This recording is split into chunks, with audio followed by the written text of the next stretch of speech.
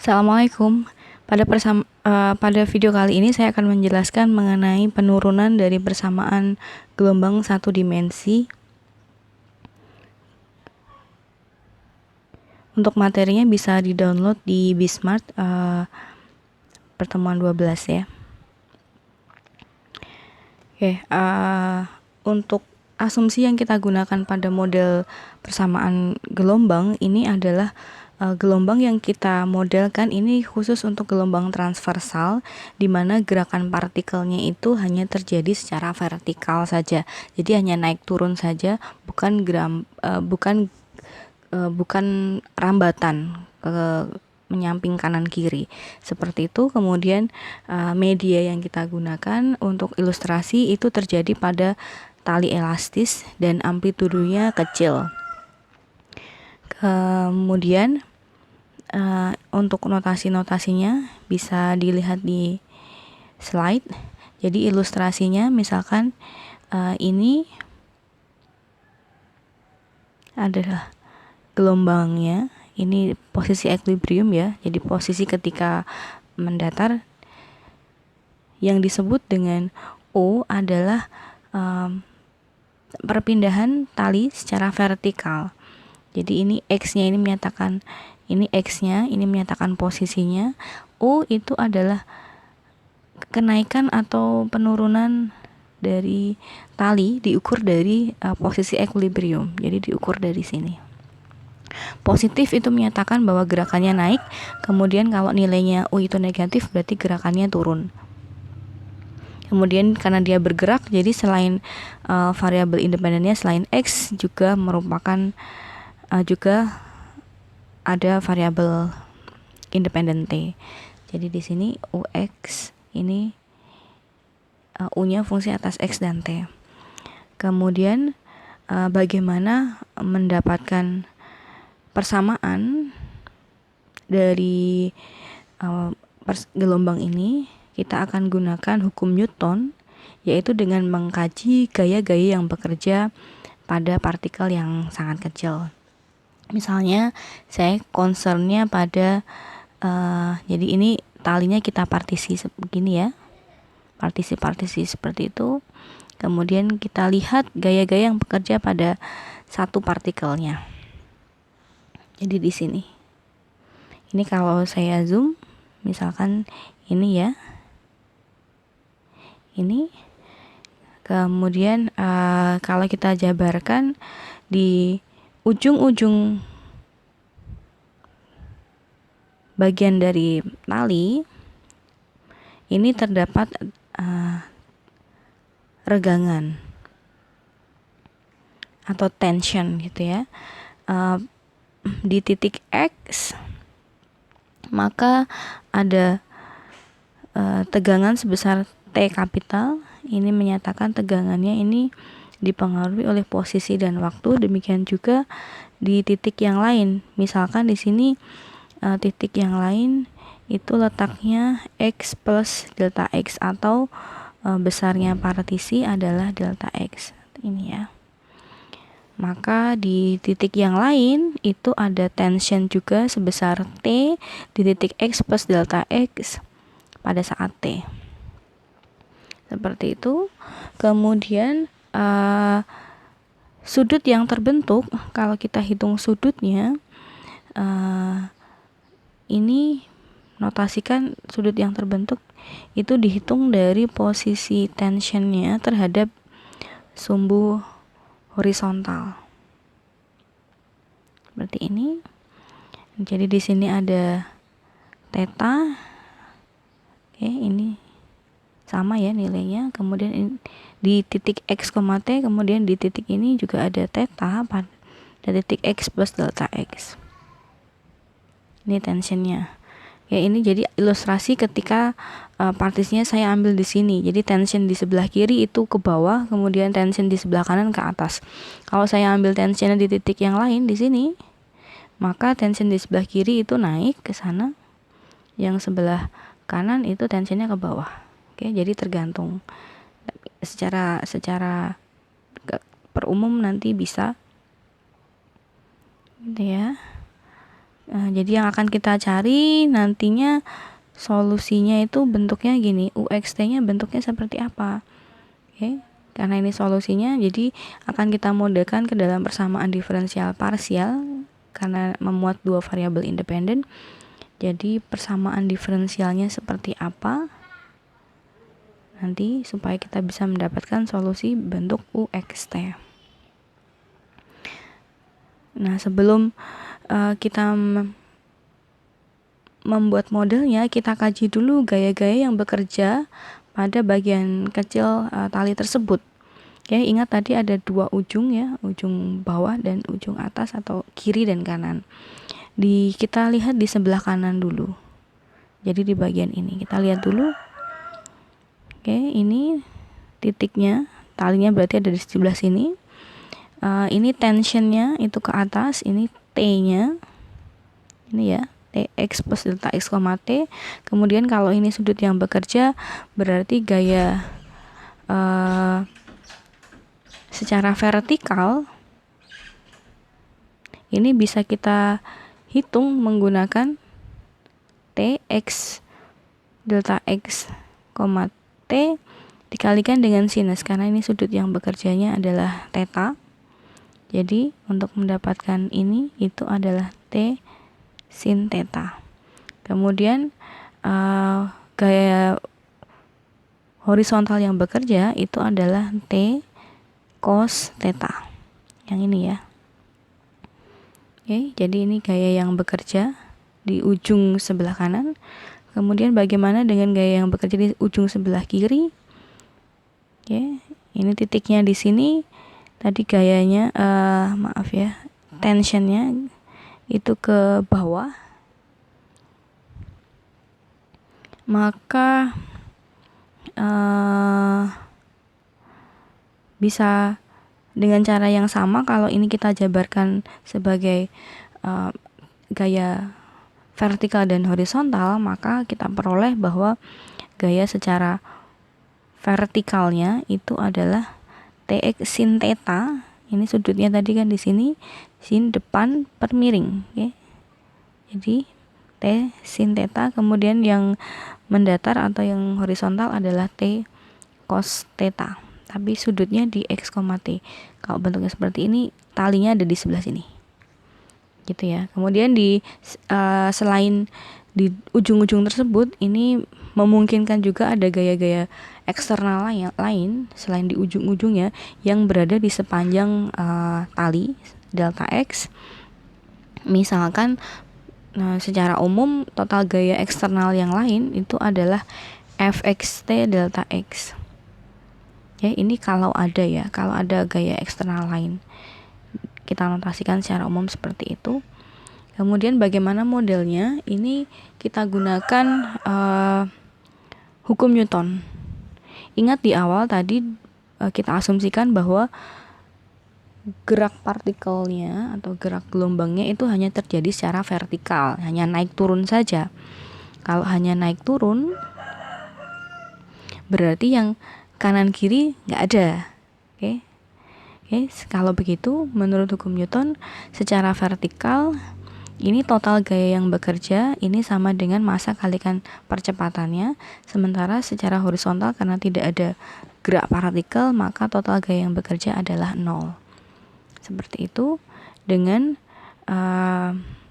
di sini massa itu dapat kita hitung dengan massa jenis dikalikan volume. Tapi karena di sini kita kerjanya di satu dimensi, maka volumenya kita pandang sebagai panjang. Oke, panjang dari partisinya. Oke, ini kalau sebenarnya kan panjang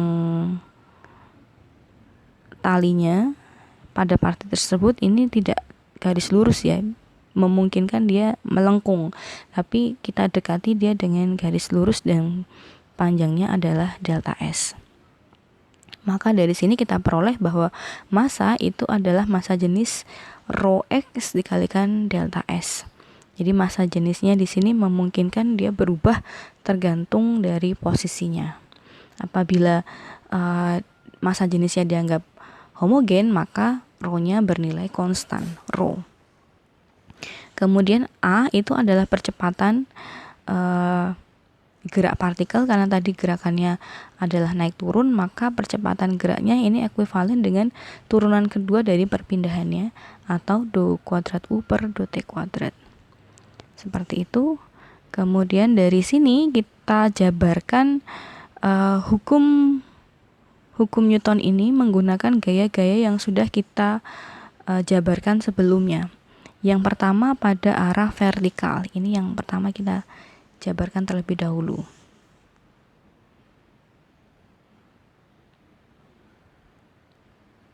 Ini ya, di ujung sebelah kanan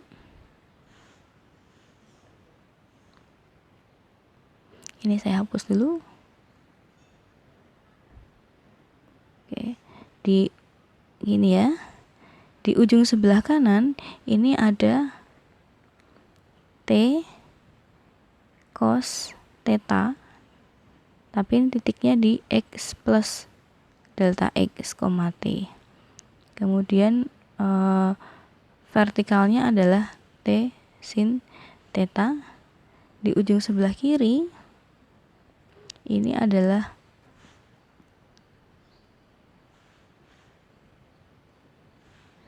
T ke sana cos theta, ini T sin theta, tapi tetanya di sini titiknya di X, T. Ini jadi kita kaji dulu dari arah vertikal naik turun ya. Perhatikan bahwa di sini ini yang vertikal ini kemudian gaya eksternal yang bekerja. Arahnya berlawanan. Oke, karena kita anggap yang arah itu dihitung positif, maka T sin theta di titik X plus delta X dikurangi dengan T sin theta di titik X min T, seperti ini. Kemudian kita tambah dengan gaya eksternal yang lain, Fx delta X sama dengan M kalikan A.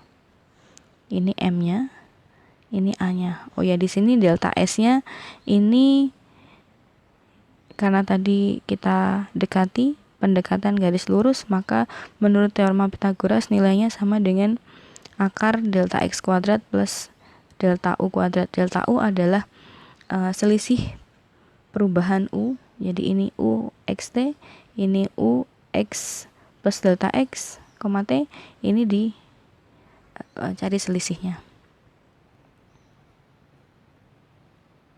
Oke, jadi saya peroleh persamaan yang paling bawah ini untuk gaya yang bekerja secara vertikal. Nah, ini kalau saya bagi kedua ruas dengan delta X, maka saya peroleh persamaan ini. Ini delta X, di sini delta X-nya masuk ya. Masuk ke akar, jadi saya peroleh 1 plus delta U kuadrat per delta X kuadrat. Nah, apa akibatnya untuk nilai delta X yang sangat kecil? Maka nilai ini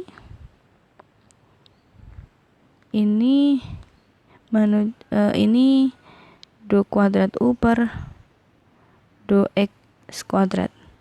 Kemudian ini bisa Anda lihat ini adalah definisi turunan ya, pertama terhadap X. Jadi ini saya peroleh akibat dari delta X yang menuju 0. Kemudian kalau bentuk ini saya jabarkan, ini ada turunan parsial terhadap X dari T xt sin theta xt. Oke, dengan menggunakan aturan turunan pada perkalian, kita peroleh bahwa nilai dari turunan parsial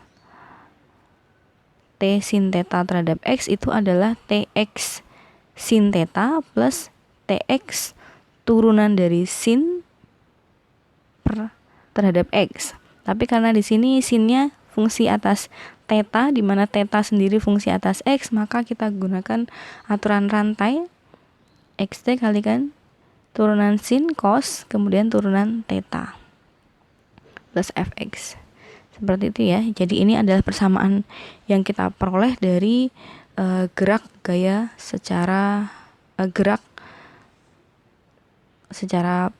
vertikal. Kita lihat gaya-gaya yang bekerja secara vertikal. Oke, tadi tujuan kita kan mencari persamaan dengan U variabel dependent dan X sebagai variabel independen. Sementara di persamaan yang kita peroleh di sini bisa kita lihat masih ada unsur tetanya dan kita belum tahu di sini kaitannya teta dengan U itu di mana. Jadi selanjutnya kita dekati nilai-nilai sin teta, cos teta, dan do teta do X ini terhadap U. Oke, kita lihat kembali gambar 1. Ini tetanya di sini, delta U di sini, delta X-nya di sini.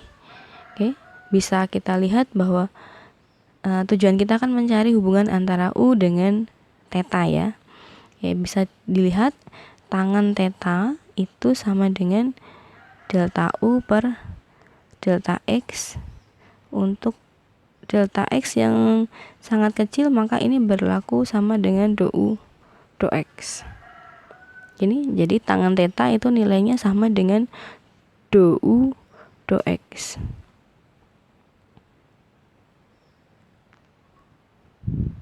Oke. Nah, sudah ketemu ya tangan teta adalah do U do X. Padahal di sini yang kita cari adalah sin teta dan cos teta. Jadi kita cari kalau tangan tetanya itu do U do X, sin teta dan cos tetanya berapa?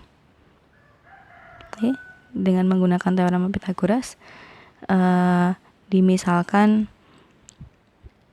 ini do U do X, ini 1. Berarti tangan teta itu kan do U do X per 1, do U do X sama ya. Maka sin teta dan cos tetanya bisa kita cari. Pertama kita gunakan rumus Pythagoras. Kalau ini 1, ini do do X, berarti panjang sisinya kan 1 per do do X kuadrat yang ini. Oke, jadi dari sini kita peroleh bahwa sin teta, sin depan per miring adalah do U do X per akar 1 plus do U do X kuadrat. Kemudian cosnya adalah 1 per akar 1 plus do U do X kuadrat. Seperti ini. Kemudian sudah muncul hubungan sin dan cos dalam U ya. Jadi bagian ini sudah ketemu. Ini sudah bisa kita nyatakan dalam U. Ini juga sudah. Yang belum itu do U do X. Do teta do X, maaf. Do teta do X itu berapanya U? Seperti itu. Oke, ingat bahwa tan teta itu do U do X. Jadi do teta berapa? Do teta do X. Oke, kalau saya turunkan sekali lagi do U do X terhadap do U terhadap X, maka saya peroleh ini saya turunkan kan do tan teta per do teta. Masih saya kalikan lagi dengan do teta do X. Nah, sekarang turunannya tan berapa terhadap teta? Ini hasilnya. Gitu ya. Jadi ini sudah diperoleh sekarang do teta do X itu sama dengan do kuadrat U per do X kuadrat dibagi dengan ini. Nah, tadi tan tetanya ketemu do U do X. Jadi ini nilainya adalah 1 plus do U do X kuadrat.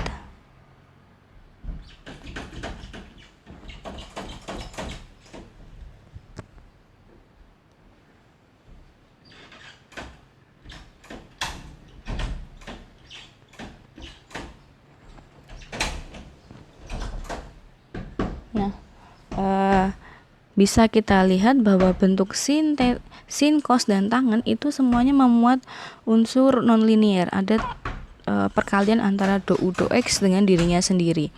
Nah, untuk simplifikasi kita asumsikan pendekatan bahwa nilainya itu sangat kecil mendekati 0.